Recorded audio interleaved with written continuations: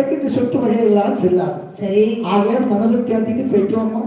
அப்படி என்னது? ஆமா, மணியக்காரன் சொல்ல ஒரே சொல்ற என்ன சொல்லுகிறாய்? அடே மணியக்கார தலைவா, நீ விளங்கவே மாட்டா, உருப்படவே மாட்டான். அப்படி அப்படி யாத்தைக்கு நரம்பில்லாத நாக்கை வைத்து உனக்கு வஸ்து செல்லும் என்று சொல்லிவிட்டு இப்பொழுது கள்ள விளக்கு வைத்தாயே பாவி சண்டாளா. அது வேறவாய், இது நாடவாய்.